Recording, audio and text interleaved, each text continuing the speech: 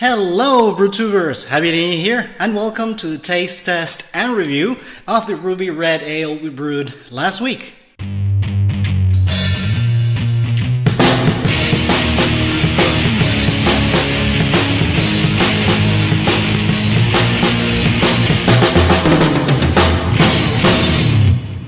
Hey there, this is the basement slash garage slash storage unit of my house, and since this sofa didn't fit anywhere in the house, I decided to leave it here. And sometimes I just, take a nap or something. It's a really quiet place, and it's nice in temperature, especially now in the hot summer. So here is, I wouldn't say cold or cool, but it's acceptable.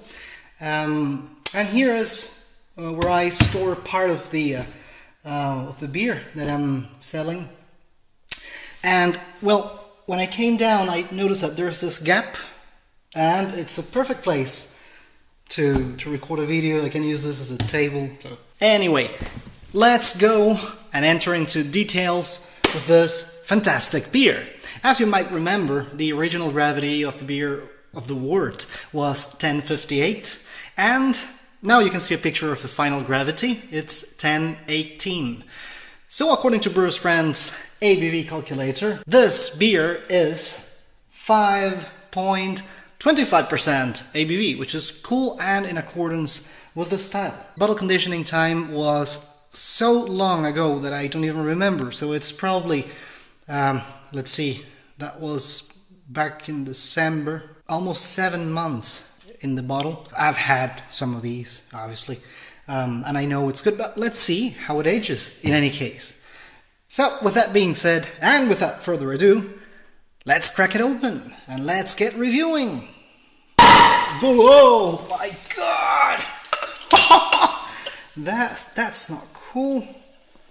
Ooh, that's probably because of the temperature. Ooh, it's alive.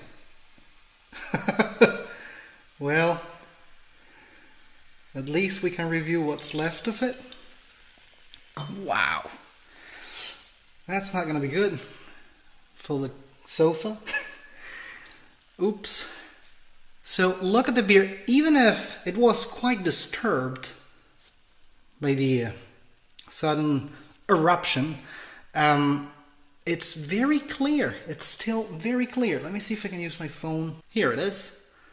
Look at that. It's abundant in carbonation, as you can see. And look how clear it is. It's very, very clear.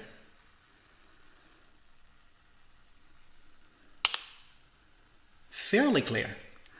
I remember it being clearer, but after this, it's obviously not going to be that clear. But hey, you can see there. Long-lasting head, not too compact. It's being formed from the bottom. So after the short incident, let's continue with the review. So that's how she looks like. Looks very, very nice. It's a ruby red color. I like it very much. The head is absolutely white, and the smell is fantastic. For some reason that I don't understand, because there is only black malt, chocolate malt, the base malt, and hops, so nothing else was added to it. I don't understand why there is some sort of barrel-aged flavor, aroma, smell. There is a very, in a good way, there is this, I'm smelling some sweetness, then I smell the malt in abundance, and then I smell this sort of barrel-aged, when you buy a beer that has been barrel-aged, it has that smell that really surprised me. So yeah, rich in malt, very rich in malt. There's the sweetness, and of course the original gravity was 1058 and the final gravity 1018. So there's a lot of non-fermentable sugars that that are here. They're very present, and that's the reason why they didn't ferment. This is why it smells sweet. Now let's go to the most relevant part of the taste test. Cheers!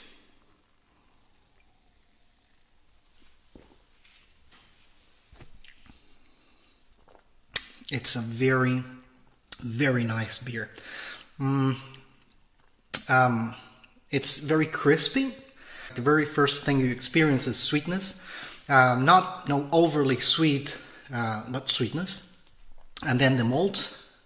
I'm not picking too much of the chocolate malt actually. But these weren't, black malt and chocolate malt weren't used in this recipe with the purpose of bringing some of their flavors.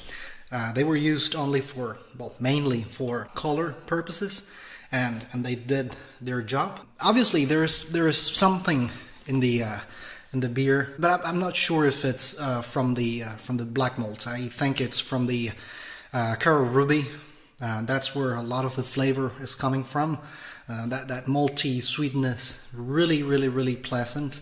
And also, because I've noticed that when you use Carapels, not only it helps a lot with the head and head retention, it also gives some sort of sweetness to the beers that I find really useful to balance the bitterness and the dry effect when beers are too fermented.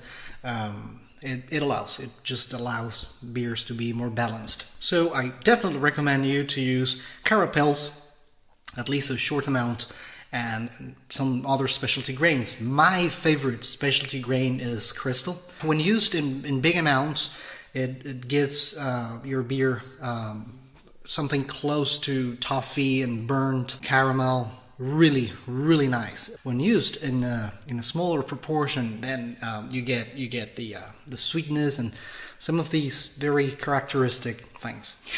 Now after that, after you drink and you taste the malt and the sweetness, there is, I would like to call it, a surprise.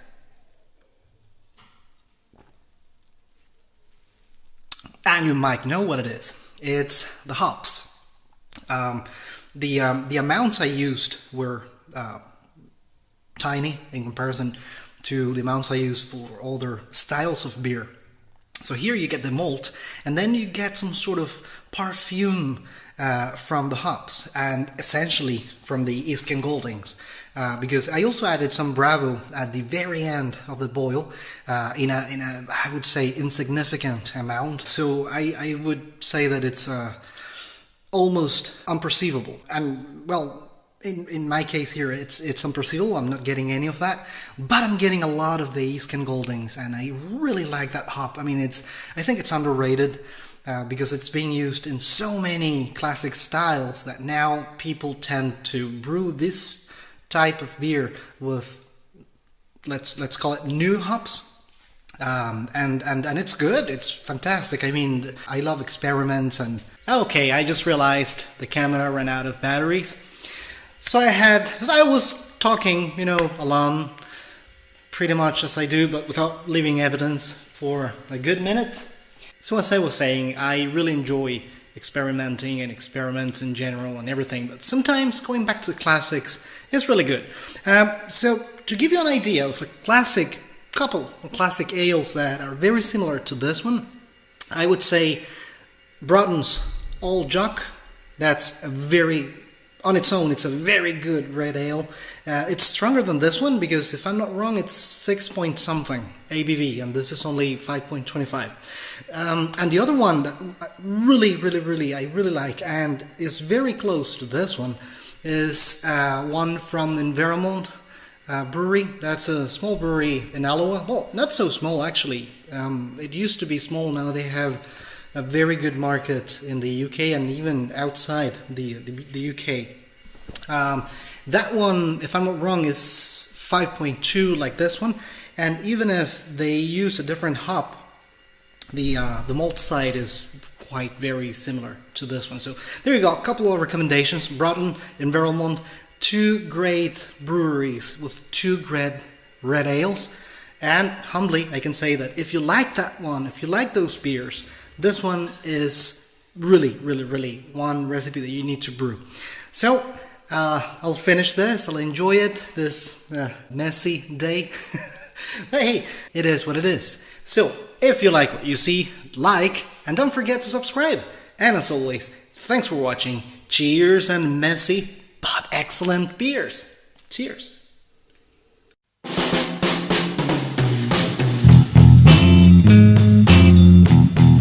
Mm-hmm.